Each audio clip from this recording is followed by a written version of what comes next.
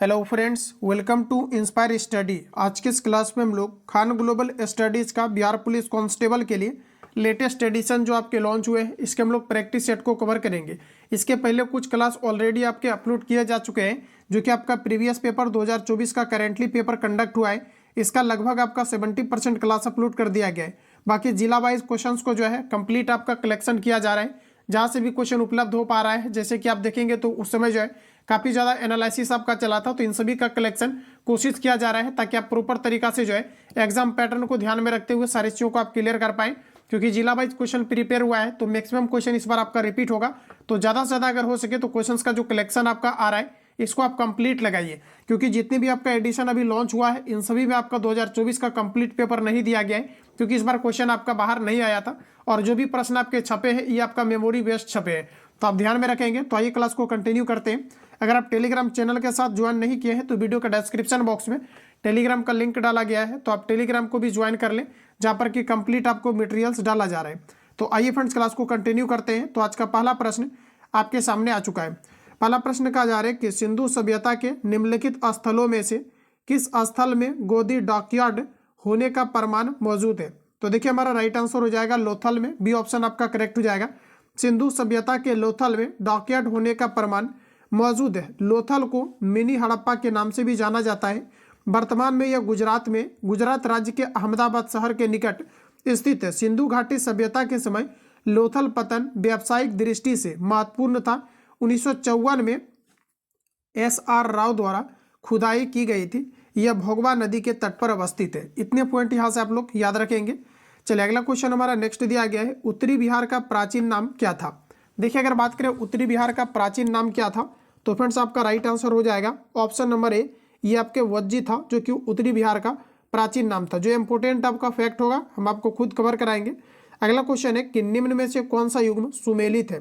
देखिए अगर बात करें हम लोग डलहौजी का, तो देखिए फ्रेंड्स अगर हम बात करें डलहौजी का, तो देखिए याद रखिएगा आप सभी लोग कि डलहौजी जो दिया गया है ये आपका सती प्रथा का उन्मूलन, ये आपका गलत है। मोहम्मद बिन तुगलक की अगर बात करें तो ये आपके सती प्रथा से आपका संबंधित था, तो ये आपका बिल्कुल गलत हो जाएगा। देखिए कर्नवालिस अस्थायी भू जो है आपका बंदोबस्त, तो ये आपका राइट हो जाएगा, क्योंकि जो कर्नवालिस है ये अस्थायी आपका भू बंदोबस्त से आपके संबंधित है। इसके अलावा बेलेलजी की बात करें तो सहायक संधि, बिल्कुल आपका राइट हो जाएगा। अगला दिया गया है विलियम बेंटिंग रेगुलेटिंग एक्ट, तो ये आपका गलत हो जाएगा। केवल यहाँ पर आपका 2 और 3 करेक्ट है, तो इस प्रकार से डी ऑप्शन आपका करेक्ट हो जाएगा। इसका पॉइंट काफी इंपोर्टेंट है आपके एग्जाम के लिए। कर्नवालिस देखिए अस्थायी भू बंदोबस्त ईस्ट इंडिया कंपनी और बंगाल के जमींदारों के बीच कर वसूलने से संबंधित है, जिसे बंगाल में कर्नवालिस द्वारा 22 मार्च 1793 में लागू किया गया था। बेलेलजी की बात करें तो सहायक संधि एक प्रकार की मैत्री संधि थी, जिसका प्रयोग 1758 से 1805 तक भारत के गवर्नर जनरल लॉर्ड बेलेलजी ने भारत देशी राज्यों से संबंध स्थापित करने के लिए किया था। तो इस पॉइंट को यहाँ पर आप लोग याद रखेंगे। अगला क्वेश्चन कहा जा रहा है कि क्रिप्स मिशन का प्रस्ताव कब आया था। 2024 का ये पेपर आपका पूछा हुआ है, बताइए आप लोग राइट आंसर क्या हो जाएगा। 2024 का ये क्वेश्चन आपका पूछा हुआ है, क्रिप्स मिशन का प्रस्ताव कब आया था। तो देखिए आपका पहला ऑप्शन करेक्ट हो जाएगा। क्रिप्स मिशन का प्रस्ताव 30 मार्च 1942 को आया था, तो पहला ऑप्शन यहाँ पर आपका करेक्ट हो जाएगा। चलिए अगला क्वेश्चन दिया गया है कि दिल्ली समझौता किसे कहा जाता है। तो फ्रेंड्स आपका राइट आंसर हो जाएगा गांधी इनबिरिन समझौता को दिल्ली समझौता भी कहा जाता है, तो उसी ऑप्शन यहाँ पर करेक्ट हो जाएगा। द्वितीय गोलमेज सम्मेलन से पूर्व लॉर्ड इरविन और गांधी जी के बीच में एक राजनीतिक समझौता हुआ था, जिसके अंतर्गत सविनय अवज्ञा आंदोलन को स्थगित किया गया। इस समझौते के अंतर्गत द्वितीय गोलमेज सम्मेलन में भाग लेने महात्मा गांधी लंदन गए, तो यहाँ पर ध्यान में रखना है, राइट आंसर आपका सी हो जाएगा। अगर हम बात करें प्रथम गोलमेज सम्मेलन का तो 1930 में हुआ, और द्वितीय गोलमेज सम्मेलन की बात करें तो 1931, और तृतीय गोलमेज सम्मेलन आपका 1932 में हुआ। और ध्यान में रखेंगे मात्र एक आपके व्यक्ति है डॉक्टर राजेंद्र प्रसाद, जिन्होंने कि तीनों गोलमेज सम्मेलन में भाग लिया था। अगला क्वेश्चन कहा जा रहा है कि वह कौन सा अंतिम वर्ष था जब भारत में रेल बजट और केंद्रीय बजट अलग अलग प्रस्तुत किया गया था। तो देखिए आपके आम बजट और जो आपका केंद्रीय रेल बजट है, इनको दोस्तों आपके जो है 2016 में अलग अलग प्रस्तुत किया गया था, तो पहला ऑप्शन यहाँ पर राइट हो जाएगा। चलिए अगला क्वेश्चन हमारा नेक्स्ट दिया गया है 1919-20 के दौरान दरभंगा राज्य में किसान आंदोलन का नेता कौन था। ये क्वेश्चन देखिए आपके हूबहू आपके 2024 में आपका पूछा गया है, क्योंकि देखिए बिहार से रिलेटेड आपके दो प्रश्न हमेशा आता है। पहला तो पूछा जाता है कि 1857 की क्रांति का नेतृत्व बिहार से किसने किया था, तो ये आपका जो है कुंवर सिंह ने किया था और ये आरा के जगदीशपुर से किए थे। अगर हम बात करें 1919 से 20 के दौरान दरभंगा राज्य में किसान आंदोलन का नेता कौन था, तो वैसे लिए हमारा राइट आंसर हो जाएगा स्वामी विवेकानंद, यानी कि बी ऑप्शन आपका करेक्ट। एग्जाम के लिए काफी इंपॉर्टेंट होगा ये क्वेश्चन आपका। चलिए अगला क्वेश्चन हमारा नेक्स्ट दिया गया है कि वास्को डी गामा ने समुद्री मार्ग की खोज किया था। ये जो आप देख पा रहे होंगे ये आपका 9th और 10th के समकक्ष कंप्लीट प्रिपेयर किया गया है और अपडेटेड आपका है, क्योंकि 2024 में जो करेंटली पेपर कंडक्ट हुआ है आपने देखा कि बिल्कुल एनसीईआरटी से क्वेश्चन आपके उठे हैं 9th और आपका 10th का 100%। तो आप इस सिलेबस के अकॉर्डिंग और टॉपिक वाइज आपको सभी मटेरियल्स प्रोवाइड किया जा रहा है। देखिए सेट के बाद जो आपका क्लास आता है एनसीईआरटी का, ये दोस्तों आपको अवश्य लगाना है, क्योंकि इसमें आपका टॉपिक वाइज सभी चीज़ें आपको क्लियर कराई जा रही है, क्योंकि केवल प्रैक्टिस सेट लगाने से इंप्रूवमेंट नहीं आएगा। अगला क्वेश्चन है कि वास्को डी गामा ने समुद्री मार्ग की खोज किया था, तो आपका देखिए राइट आंसर हो जाएगा 1498 में किया था। तो यहाँ पर देखिए जो हमारा राइट आंसर होगा ऑप्शन आपका सी करेक्ट हो जाएगा, भारत के सी ऑप्शन आपका यहाँ पर करेक्ट हो जाएगा। चलिए अगला क्वेश्चन हमारा नेक्स्ट दिया गया है कि इनमें से कौन घटना द्वितीय विश्व युद्ध का परिणाम नहीं है। द्वितीय विश्व युद्ध की अगर बात करें तो 1939 से आपका 45 तक आपका चला था, प्रारंभ हुआ था 1939 में। इसका परिणाम क्या न है, औपनिवेशिक साम्राज्यों का अंत, तो ये आपके द्वितीय विश्व युद्ध का परिणाम होगा। इंग्लैंड की शक्ति में ह्रास, ये भी आपका होगा। राष्ट्र संगठन का गठन यानी राष्ट्र संघ का गठन, तो ये आपका बिल्कुल नहीं है। रूस और अमेरिका के प्रभुत्व में वृद्धि, ये सभी आपका राइट दिया गया है, तो यहाँ पर देखिए सी ऑप्शन आपका करेक्ट हो जाएगा। चलिए अगला क्वेश्चन हमारा नेक्स्ट का जा रहा है कि पीपल्स वार ग्रुप संबंधित है। चलिए आंसर बताएंगे आप लोग, राइट आंसर क्या है। पीपल्स वार ग्रुप जो है ये आपके नक्सलवाद से संबंधित है, सी ऑप्शन करेक्ट हो जाएगा। चलिए अगला क्वेश्चन, और देखिए याद रखेंगे पीपल्स वार ग्रुप नक्सलवाद से संबंधित है। पीपल्स वार ग्रुप नामक नक्सलवादी संगठन की स्थापना 22 अप्रैल 1980 को आंध्र प्रदेश में कोंडापाली सीता मैया नामक नक्सली नेता ने की थी, तो इस पॉइंट को भी आपको याद रखना है। अगला क्वेश्चन है कि भारत का संविधान सभा के द्वारा डैश को अपनाया गया था, तो देखिए हमारा राइट आंसर हो जाएगा 26 नवंबर 1949 को अपनाया गया था, डी करेक्ट हो जाएगा। भारतीय संविधान को संविधान सभा ने 26 नवंबर 1949 को पास किया तथा 26 जनवरी 1950 को प्रभावी हुआ। और देखिए जो भारतीय संविधान ये पूर्ण रूप से आपका जो है 26 जनवरी को आपका लागू किया गया था। इस कारण से संविधान दिवस के रूप में 26 जनवरी को सेलिब्रेट किया जाता है। अगला क्वेश्चन हमारा कुछ इस प्रकार है। चलिए अगला प्रश्न का आंसर करेंगे, भारतीय संविधान को संविधान सभा ने कब पास किया। भारतीय संविधान को संविधान सभा ने कब पास किया, तो हमारा सही आंसर हो जाएगा 26 नवंबर 1949 को पास किया, तो सी ऑप्शन सही है।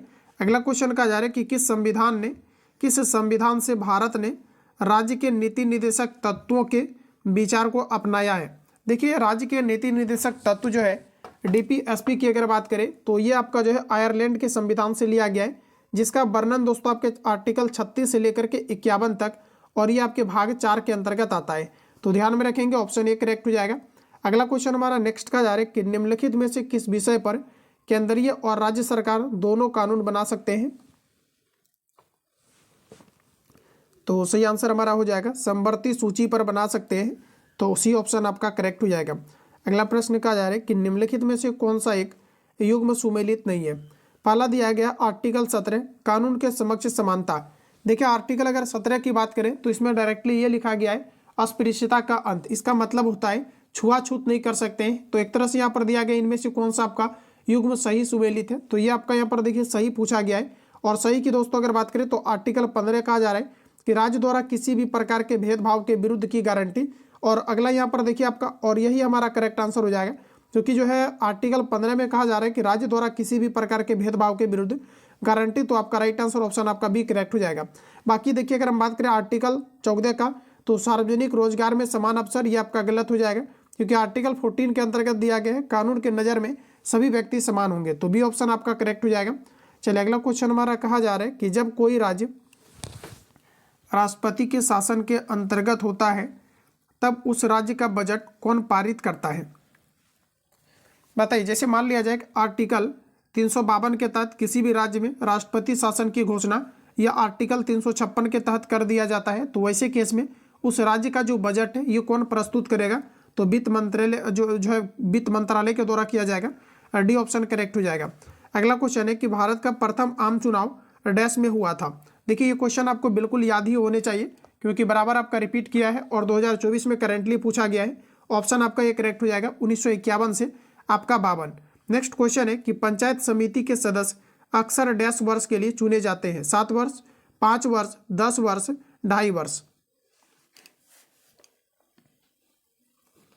तो राइट आंसर हमारा हो जाएगा 5 वर्ष के लिए चुना जाता है, बी करेक्ट। और देखिए एक छोटा सा इन्फॉर्मेशन कि जो भी छात्र बिहार पुलिस कांस्टेबल के लिए बेहतर इंप्रूवमेंट करना चाहते हैं, क्योंकि देखिए दोस्तों सिर्फ आपको प्रैक्टिस सेट या टेस्ट लगाने से आप नहीं अंदाज लगा पाएंगे कि आप किस डायरेक्शन में मेहनत कर रहे हैं, क्योंकि देखिए जो आपका सिलेबस है ये बिल्कुल आपके टॉपिक वाइज क्लियर तरीका से आपका लिखा गया है कि किस किस टॉपिक से आपके प्रश्न आने हैं। तो जब इतना क्लियर तरीका से लिखा गया है तो उसी क्लियर तरीका से आपको सभी टॉपिक को क्लियर करना पड़ेगा सिलेबस के अकॉर्डिंग, क्योंकि एग्जाम क्रैक करने के लिए आपको पूरी तरीका से पहले सिलेबस पर कमांडिंग होना चाहिए, फिर आप प्रैक्टिस सेट लगाइए, जो आपका छूटता है उसको फिर से आपको रिवीजन करना है, जो कि मैंने कंप्लीट आपको स्ट्रेटेजी दिया है। तो थोड़ा सा आप लोग यहाँ पर समझने का प्रयास करेंगे।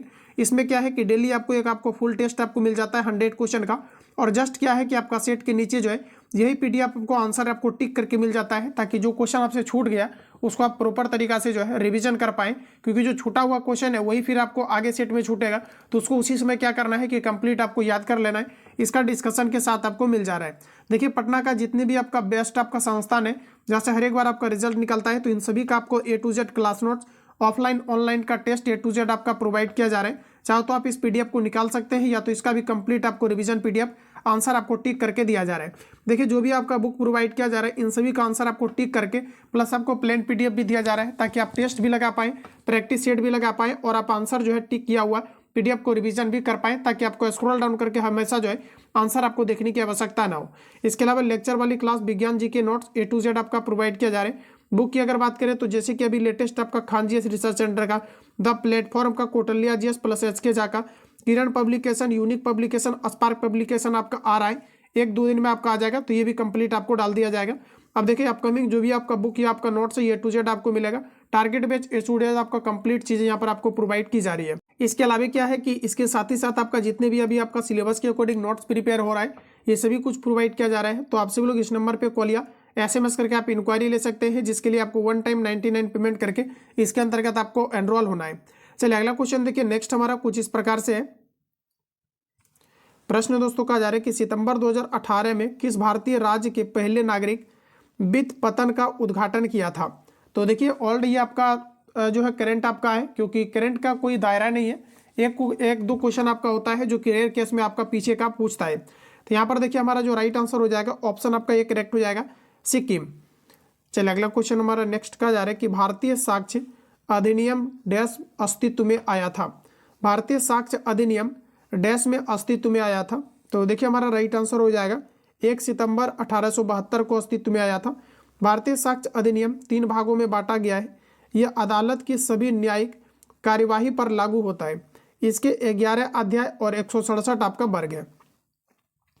चलिए अगला क्वेश्चन है कि निम्न में से कौन सा ग्रह आकार और द्रव्यमान के मामले में पृथ्वी के लगभग समान है? तो देखिए आपका सही आंसर हो जाएगा शुक्र। शुक्र को सुबह का तारा, शाम का तारा, सबसे गर्म ग्रह या जुड़वा ग्रह के रूप में शुक्र को ही जाना जाता है। तो बी ऑप्शन आपका करेक्ट हो जाएगा। चलिए अगला क्वेश्चन दिया गया है कि 1 सितंबर को किस दिवस के रूप में मनाया जाता है? तो फ्रेंड्स देखिए 1 दिसंबर पूछा गया है, तो 1 दिसंबर को विश्व एड्स दिवस के रूप में मनाया जाता है। AIDS जिसका पूर्ण रूप एक्वायर्ड इम्यूनो डिफिशियंसी सिंड्रोम होता है, और ये आपके HIV वायरस के कारण से होता है। तो यहाँ पर पहला ऑप्शन हमारा राइट हो जाएगा। चलिए अगला क्वेश्चन दिया गया है कि लावनी किस भारतीय राज्य का प्रसिद्ध लोक नृत्य है? तो देखिए अगर लावनी की बात करें तो आपका राइट आंसर हो जाएगा महाराष्ट्र का। लावनी महाराष्ट्र का जो है प्रसिद्ध लोक नृत्य है, सी ऑप्शन आपका करेक्ट है। अगला क्वेश्चन दिया गया है कि निम्नलिखित में से किस प्रकार का कोयला उच्चतम गुणवत्ता का होता है? एंथ्रासाइट कोयला में लगभग आपका 90 से 95% तक कार्बन की मात्राएं पाई जाती है। तो यहाँ पर आपका राइट आंसर डी करेक्ट हो जाएगा। और सबसे अगर खराब कोयले की बात करें तो ये आपका पीट कोयला मानी जाती है। अगला क्वेश्चन दिया गया है कि विश्व का सबसे गहरा महासागर क्या है। तो फ्रेंड्स आपका राइट आंसर हो जाएगा प्रशांत महासागर, जो कि विश्व का सबसे गहरा महासागर है। चलिए अगला क्वेश्चन दिया गया है कि निम्न में से कौन सा एक भूमध्य राज्य है। भूमध्य राज्य की अगर बात करें तो राइट आंसर आपका बिहार होगा, क्योंकि बिहार देखिए आपका दोस्तों पूरी तरीका से आपका लैंड से घिरा हुआ है, तो डी करेक्ट है। अगला क्वेश्चन है कि निम्नलिखित में से प्रायद्वीपीय भारत की सबसे बड़ी नदी कौन है। प्रायद्वीपीय भारत की सबसे बड़ी नदी की बात करें तो आपका राइट आंसर हो जाएगा गोदावरी, बी ऑप्शन करेक्ट है। अगला क्वेश्चन कहा जा रहा है कि किस बहुउद्देशीय नदी घाटी परियोजना का निर्माण महानदी पर हुआ है। महानदी पर देखिए आपका हीराकुंड परियोजना का निर्माण हुआ है, बी करेक्ट हो जाएगा, जो कि ओडिशा राज्य के अंतर्गत आता है। देखिए अगर बात करें हम लोग कटक का, तो कटक जो है चावल अनुसंधान संस्थान है भारत का, जो कि ओडिशा राज्य के अंतर्गत कटक के अंतर्गत आता है। और कटक दोस्तों आपके ये भी कहाँ पर है तो ध्यान में रखेंगे, ये आपका हीराकुंड परियोजना जिसे हम लोग कहते हैं, पूछा गया है कि किस बहुउद्देशीय नदी घाटी परियोजना का निर्माण महानदी पर हुआ है, तो यहीं पर आपका महानदी के तट पर कटक भी आपका बसा हुआ है, तो बी ऑप्शन आपका करेक्ट हो जाएगा। तो अगर हम बात करें चावल अनुसंधान संस्थान कहाँ पर है तो कटक में, और वही अगर बात करें विश्व चावल अनुसंधान संस्थान कहाँ पर है तो ये आपका हो जाएगा फिलीपींस में। अगला क्वेश्चन है कि किस भारतीय राज्य में सार्वजनिक क्षेत्र में वन स्थित है। किस भारतीय राज्य में सार्वजनिक वन क्षेत्र स्थित है। क्षेत्रफल के दृष्टि से मध्य प्रदेश हमारा आ जाएगा, जबकि वन घनत्व के मामले में अरुणाचल प्रदेश आएगा, तो यहाँ पर देखिए आपका डी ऑप्शन करेक्ट हो जाएगा। चलिए अगला क्वेश्चन दिया गया है कि मध्य प्रदेश में खेती की कृषि विधि झूम कृषि को डैश भी कहते हैं। मध्य प्रदेश में खेती की कृषि विधि झूम कृषि को डैश भी कहा जाता है, तो देखिए मध्य प्रदेश में इसे आपका कहा जाता है दहिया, ऑप्शन आपका सी करेक्ट हो जाएगा। चलिए अगला क्वेश्चन नेक्स्ट हमारा दिया गया है कि राष्ट्रीय खाद्य सुरक्षा मिशन का लक्ष्य निम्नलिखित में से किन उत्पादों के उत्पादन को बढ़ाना है। राष्ट्रीय खाद्य सुरक्षा मिशन का लक्ष्य किस प्रकार के उत्पादन को बढ़ाने का लक्ष्य है, तो फ्रेंड्स आपका राइट आंसर हो जाएगा यहाँ पर देखिए जो आपका राइट आंसर होगा चावल भी होगा, गेहूं भी होगा, इसके अलावे देखिए आपको दिया गया फल, तो फल इसके अंतर्गत नहीं आएगा। इसके बाद देखिए आपका दलहन आ जाएगा, इसके अलावा आपके मोटे अनाज आएगा, तो यानी कि 3 को छोड़ करके आपका सभी करेक्ट हो जाएगा, यानी कि डी ऑप्शन यहाँ पर हमारा सही है। अगला क्वेश्चन है कि जनगणना 2011 के अनुसार निम्न में से किस राज्य का जनसंख्या घनत्व सबसे कम है। सबसे अगर अधिक यहाँ पर पूछा जाता है तो बिहार हो जाता, बिहार का जनसंख्या घनत्व सबसे अधिकतम है। ऑप्शन के अकॉर्डिंग यहाँ पर आंसर लगाइए आप लोग। तो देखिए फ्रेंड्स आपका राइट आंसर हो जाएगा सिक्किम का जनसंख्या घनत्व सबसे कम है, तो यहाँ पर आपका सही आंसर सी हो जाएगा। चलिए अगला क्वेश्चन दिया गया है कि भारत के भुगतान संतुलन के चालू खाते में रुपयों की पूर्ण परिवर्तनशीलता कब हुई। भारत के भुगतान संतुलन के चालू खाते में रुपये की पूर्ण परिवर्तनशीलता कब हुई, ये आपको पर बताना है। तो देखिए आपका सही आंसर हो जाएगा 19 अगस्त 1994 को हुआ। चलिए अगला क्वेश्चन का जा रहा है कि बैंक नोट प्रेस कहाँ पर स्थित है। बिहार पुलिस कांस्टेबल के अंतर्गत ऑलरेडी ये प्रश्न आपका रिपीट हुआ है, तो देखिए आपका सही आंसर हो जाएगा देवास में। हालांकि ये दोस्तों आपके नासिक भी यहाँ पर राइट आंसर हो सकता है, क्योंकि ये देखिए आपका देवास में भी है और आपका नासिक में भी है, लेकिन यहाँ पर देखिए ऑप्शन के अकॉर्डिंग हमारा राइट आंसर बी हो जाएगा। चलिए अगला क्वेश्चन हमारा नेक्स्ट कहा जा रहा है कि समुराई योद्धा वर्ग है। चलिए बताएंगे आप लोग राइट आंसर क्या है। समुराई योद्धा वर्ग है, तो देखिए हमारा राइट आंसर हो जाएगा जापान में। अगला क्वेश्चन है कि स्पिनिंग जेनी की खोज किसने किया था। स्पिनिंग जेनी की खोज किया गया था आपका जेम्स हारग्रीव्स के द्वारा। स्पिनिंग जेनी की खोज किसने किया था, तो आपका राइट आंसर हो जाएगा जेम्स हारग्रीव्स के द्वारा किया गया था। नेक्स्ट क्वेश्चन है प्राकृतिक चयन नेचुरल सिलेक्शन का सिद्धांत किसने दिया था। देखिए प्राकृतिक नेचुरल सिलेक्शन का सिद्धांत चार्ल्स डार्विन के द्वारा दिया गया था, सी ऑप्शन करेक्ट हो जाएगा। अगला क्वेश्चन है कि पौधों में निषेचन के फलस्वरूप उत्पन्न एकल कोशिका डैश कहलाती है। पौधों में निषेचन के फलस्वरूप उत्पन्न एकल कोशिका डैश कहलाती है, तो इसे देखिए कहा जाता है युग्मज, पहला ऑप्शन राइट हो जाएगा। अगला प्रश्न कहा जा रहा है कि दांतों एवं हड्डियों में उपस्थित रहता है। दांतों एवं हड्डियों में उपस्थित रहता है, तो राइट आंसर हमारा हो जाएगा कैल्शियम फॉस्फेट पाया जाता है, बी ऑप्शन करेक्ट हो जाएगा। चलिए अगला क्वेश्चन नेक्स्ट है कि पित्त रस का कार्य क्या है। ये देखिए वसा का पाइसीकरण करने का काम पित्तरस करता है। तो यहाँ पर देखिए आपका राइट आंसर अभी हो जाएगा। वही अगर हम बात करें पित्त का पीएच मान, तो ये आपका दोस्तों याद रखना है 7.7 होता है, जबकि रक्त का पीएच मान 7.4 होता है। जबकि हमारा जो बॉडी है किस पीएच प्रास पर वर्क करती है, तो आपका राइट आंसर हो जाता 7.0 से 7.8 के बीच होता है। चलिए अगला क्वेश्चन हमारा कुछ इस प्रकार है। कहा जा रहा है कि जब हृदय की मांसपेशियों को पर्याप्त ऑक्सीजन नहीं पहुंचती है तो तीव्र छाती के दर्द के लक्षण दिखते हैं, डैश कहलाते हैं। तो फ्रेंड्स इसे कहा जाता है हृदय घात, यानी कि बी ऑप्शन सही हो जाएगा। लेकिन यहाँ पर देखिए हृदय घात और यहाँ पर दिया गया एंजीना पेक्टोरिस। तो यहाँ पर देखिए जो आपका राइट आंसर होगा पहले ये आपका एंजीना पेक्टोरिस होगा। अगर ये नहीं रहता तब आपका राइट आंसर हृदय घात होता। तो यहाँ पर आपका डी करेक्ट होगा। अगला प्रश्न है कि बोमेन संपुट किस तंत्र का भाग है। 10th का हुबहू एनसीईआरटी में ही आपको मिल जाएगा क्वेश्चन।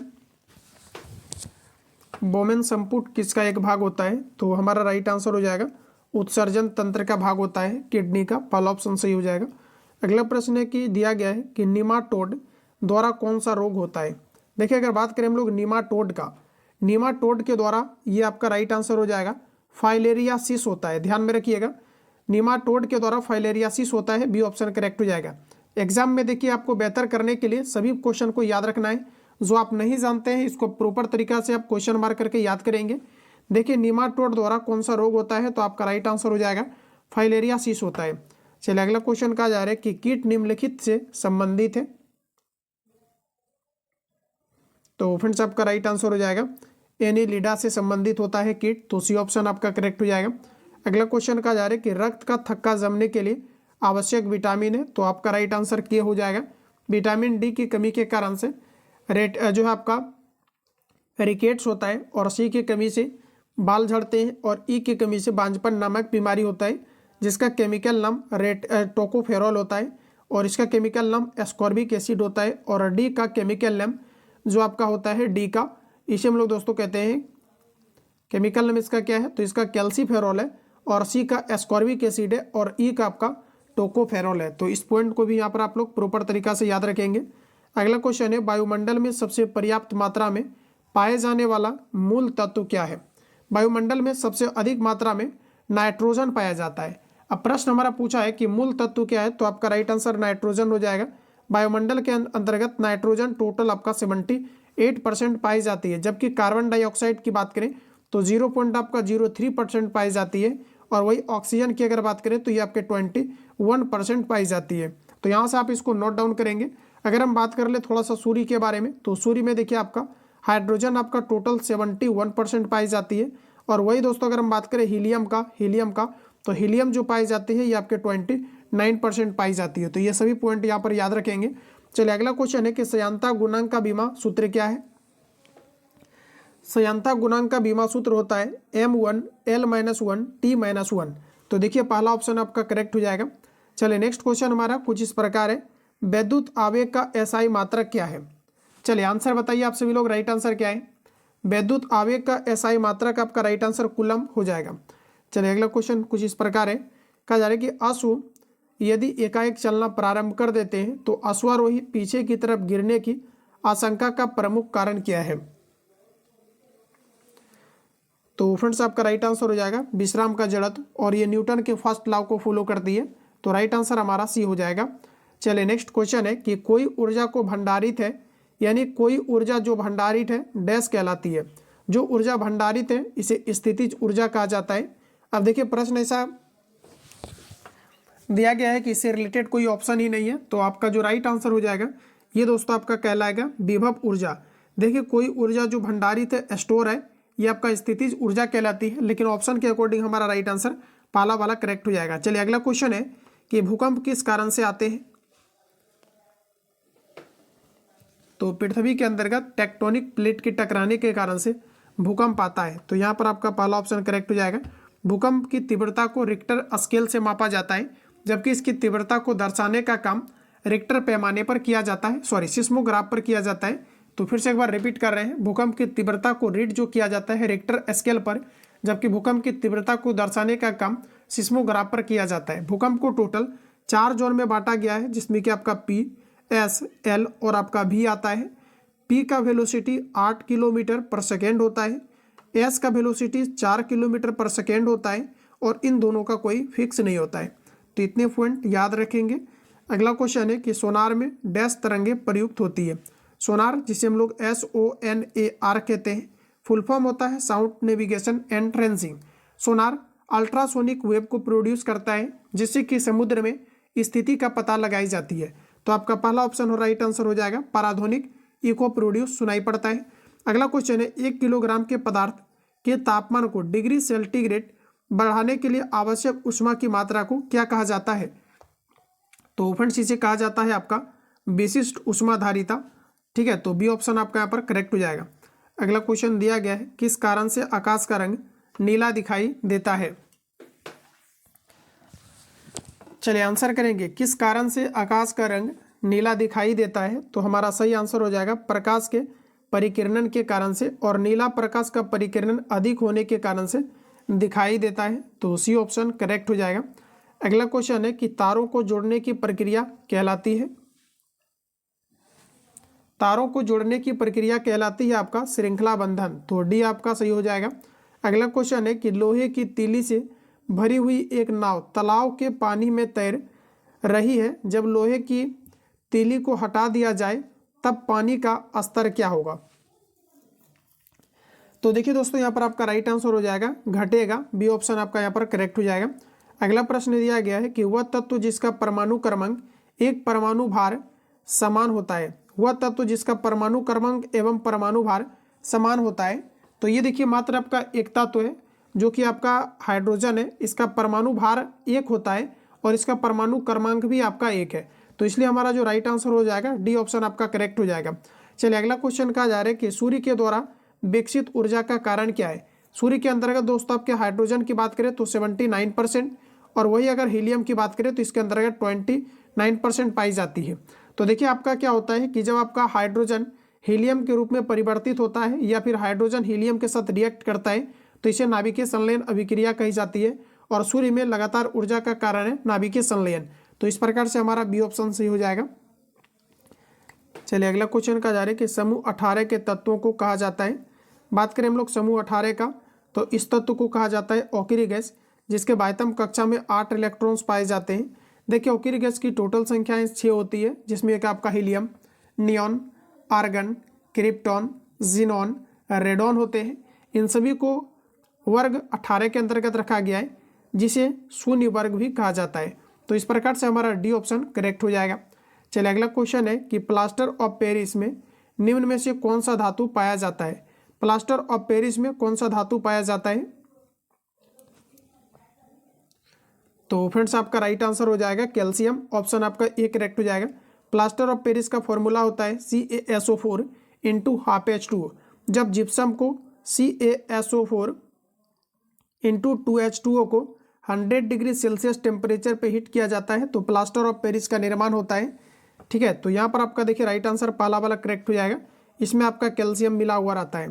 चलिए अगला क्वेश्चन देखिए नेक्स्ट दिया गया है कि मीथेन CH4 के अणु है।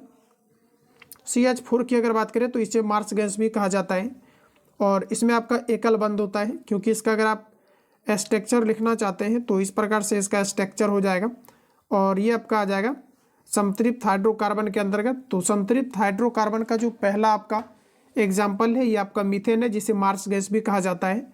तो आपका यहाँ पर पहला ऑप्शन जो है सही है। अगला क्वेश्चन दिया गया है कि निम्नलिखित में से कौन सा कथन सत्य है।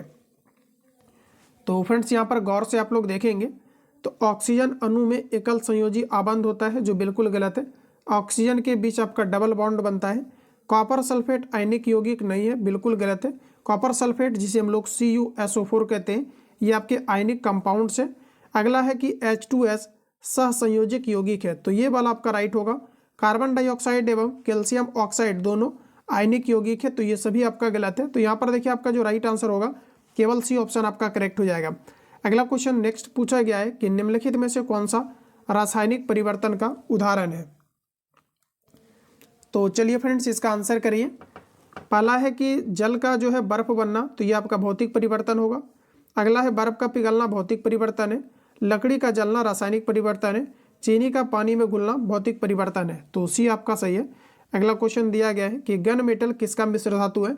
इस क्वेश्चन में जितना स्टार लगा सकते हैं, ये काफ़ी बार रिपीट हुआ है। गन मेटल में किसका मिश्र धातु है। गन मेटल जो है ये किसका मिश्र धातु होता है। तो गन मेटल के अंतर्गत कॉपर, टिन और आपका जिंक मिलाया जाता है। तो बी ऑप्शन यहाँ पर आपका करेक्ट हो जाएगा। गन मेटल में कॉपर, जिंक और आपका जो है जस्ता को मिलाया जाता है। चलिए अगला क्वेश्चन नेक्स्ट कहा जा रहा है कि रेडियोधर्मिता की खोज किसने किया था। तो फ्रेंड्स अगर बात करें हम लोग रेडियोधर्मिता की, तो इसकी खोज आपका हेनरी बेकुलर के द्वारा किया गया था। एक देखिए पूछा जाता है कि रेडियम का खोज किसने किया था। तो रेडियम का जो खोज किया गया था ये मैडम क्यूरी के द्वारा किया गया था। ध्यान रखिएगा, ये मैडम क्यूरी के द्वारा किया गया था। जबकि रेडियो अगर धर्मिता पूछेगा तो ये आपका हेनरी बेकुलर के द्वारा किया गया था। तो यहाँ पर आपका पहला ऑप्शन सही होगा। नेक्स्ट क्वेश्चन दिया गया है कि एक ग्रुप के तत्वों का सामान्य गुण है। एक ग्रुप के तत्वों का सामान्य गुण क्या है। तो राइट आंसर आपका हो जाएगा संयोजन इलेक्ट्रॉन की संख्या जो होता है समान होता है। देखिए हुए सभी तत्व के गुण समान होते हैं जिसके बाध्यतम कक्षा में इलेक्ट्रॉन की संख्याएं इक्वल होती है। तो डी ऑप्शन सही है। अगला क्वेश्चन है कि क्या आप घर भी जाएंगे वाक्य में रेखांकित शब्द जो आप लिखा गया है ये किस प्रकार की संज्ञा है। देखिए जब किसी वस्तु या व्यक्ति या स्थान के नाम को संज्ञा कहते हैं और संज्ञा के बदले में जो वर्ड प्रयोग होता है इसे हम लोग सर्वनाम कहते हैं। तो यहाँ पर आपका जो राइट आंसर हो जाएगा ऑप्शन सी करेक्ट हो जाएगा, सर्वनाम। अगला क्वेश्चन दिया गया है कि राम रोटी खाता है। पूछा जा रहा है कि यह वाक्य क्रिया के लिए उदाहरण है। देखिए राम रोटी खाता है, सकर्मक और अकर्मक दो प्रकार की क्रियाएं होती है। जिसमें काम होता है वो सकर्मक और जिसमें काम नहीं होता है उसे हम लोग अकर्मक क्रिया कहते हैं। जब कोई व्यक्ति सोता है तो वो कोई काम नहीं कर रहा है तो ये आपके अकर्मक क्रिया के अंतर्गत आएगा। अब देखिए राम रोटी खाता है, तो ये आप बताइए कि ये काम हो रहा है कि नहीं हो रहा है। तो देखिए ये बिल्कुल काम हो रहा है, ये आपका सकर्मक क्रिया के अंतर्गत आएगा। खाना एक प्रकार का काम है। तो पहला ऑप्शन आपका यहाँ पर सही हो जाएगा। अगला क्वेश्चन है कि प्रेरणार्थक क्रिया क्या है। 2024 का जो है इस प्रकार के क्वेश्चन आपका पूछा गया है और बिल्कुल नए पैटर्न पर आधारित है। तो आपको सेम टाइप क्वेश्चन मिलेगा जो कि नया भी आपका बदलता हुआ पैटर्न है और पैटर्न के अकॉर्डिंग आप करेंगे तो सारी चीज़ें आपका क्लियर भी होगा।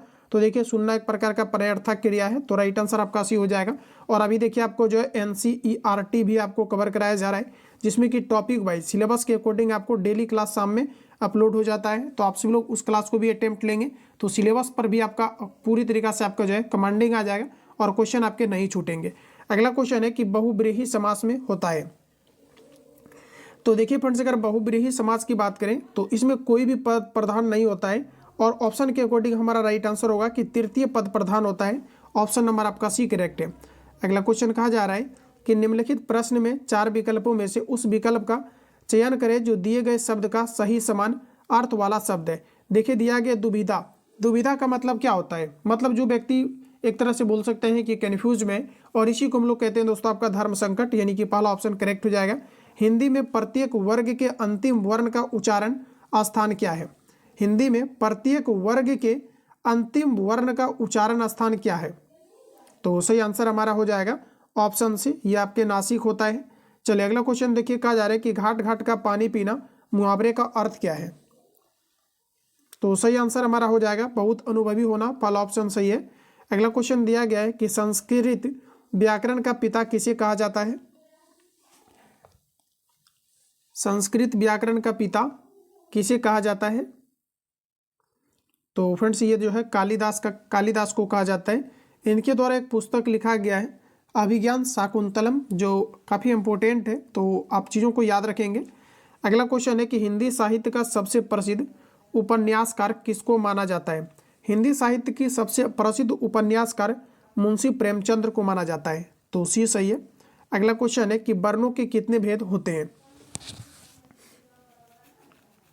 वर्ण के टोटल 2 भेद होते हैं, एक आपका होता है स्वर्ण वर्ण और दूसरा होता है आपका व्यंजन वर्ण। तो इस प्रकार से आपका राइट आंसर सी हो जाएगा। अब देखिए प्रश्न आपका पूछा गया था अभी जो आपका पेपर 2024 में 21,391 कंडक्ट हुआ है कि 2 वर्णों के मेल से, 2 स्वर्ण वर्णों के मेल से जो विकार उत्पन्न होता है उसे क्या कहते हैं। तो फ्रेंड्स इसे स्वर संधि कहा जाता है। तो काफ़ी इजी क्वेश्चन आपका हिंदी कराता है, बाकी मैं प्रैक्टिस आपको अवश्य कराऊंगा जो भी आपका सिलेक्टिव पेपर होगा। चलिए नेक्स्ट क्वेश्चन देखते हैं। अगला देखिए यहाँ पर आपको इंग्लिश का क्वेश्चन पूछा गया है कि for blank space choose the proper articles and Diego is located near dash Mexican border. तो यहाँ पर देखिए आपको बताना है एज ए प्रीपोजिशन आपका क्या होगा। तो यहाँ पर देखिए आपका राइट आंसर हो जाएगा ऑप्शन आपका डी, द का यूज होगा। अगला भी देखिए आपका 78 नंबर इंग्लिश का क्वेश्चन है, complete the sentence, select correct option, we are so late dash. तो देखिए यहाँ पर आप जो है ना प्रीपोजिशन वाला क्वेश्चन आराम से बना सकते हैं, इसके लिए कोई चैप्टर आपको पढ़ने की आवश्यकता नहीं है, केवल आप प्रैक्टिस के दम पर बना सकते हैं। तो यहाँ पर आपका राइट आंसर हो जाएगा that we can not catch the train. तो यहाँ पर आपका डी ऑप्शन करेक्ट हो जाएगा। ठीक है, तो इसका एक्सप्लेनेशन भी आप लोग यहाँ पर देख पाएंगे। अगला देखिए आपको नेक्स्ट दिया गया है, ये भी आपका सेम टाइप क्वेश्चन है, डायरेक्टली आंसर लगाएंगे, आप सभी लोग इसको जो है देख लेंगे, ऑप्शन आपका ये करेक्ट हो जाएगा। अगला देखिए द एंटोनिम्स ऑफ दिया गया यहाँ पर आपका आर्टिफिशियल इज। आर्टिफिशियल का मतलब होता है मानव निर्मित, और नेचुरल जो होता है इसका अपोजिट आपका वर्ड होगा। तो यहाँ पर देखिए आपका राइट आंसर हो जाएगा नेचुरल, लेकिन ऑप्शन चलिए डी ए में दिया गया है नेचुरल, तो आपका पहला ऑप्शन राइट हो जाएगा।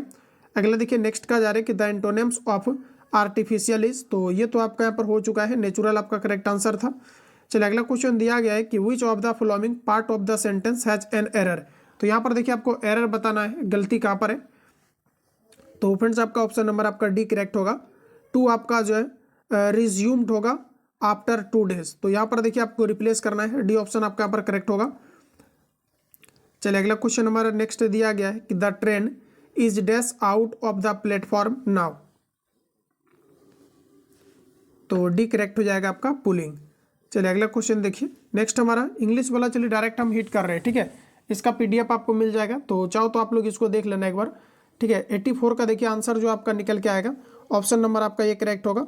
और 85 की अगर बात करें तो कहा जा रहा है कि which of the following is similar in meaning as the phrase. तो यहाँ पर देखिए जो ये वर्ड आपको दिया गया दोस्तों, ठीक है, आयरोनिंग आउट, इसके लिए आपको बताना है कि सिमिलर मीनिंग कौन रिप्रेजेंट कर रहा है। तो यहाँ पर देखिए इसको आप देखेंगे तो आपका पहला ऑप्शन राइट हो जाएगा, रिवॉल्विंग, यानी कि फर्स्ट ऑप्शन आपका यहाँ पर सही हो जाएगा। अगला क्वेश्चन कहा जा रहा है कि which of the following in similar. तो यहाँ पर देखिए आपको दिया गया सिमिलर मीनिंग बताना है इन नेम ओनली। इसके लिए बताइए आप सभी लोग कि कौन सा ऐसा वर्ड है जो कि इसको रिप्रेजेंट कर रही है। तो यहाँ पर देखिए आपका राइट आंसर हो जाएगा नॉमिनल, बी ऑप्शन आपका करेक्ट हो जाएगा।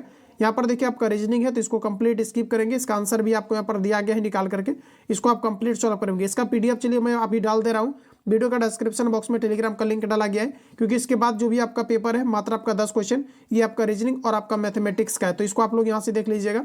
ये कंप्लीट आपका रीजनिंग और मैथमेटिक्स है, तो आप लोग टेलीग्राम पे चले जाइए। तो मिलते हैं हम लोग नेक्स्ट क्लास में, तब तक के लिए जाइए।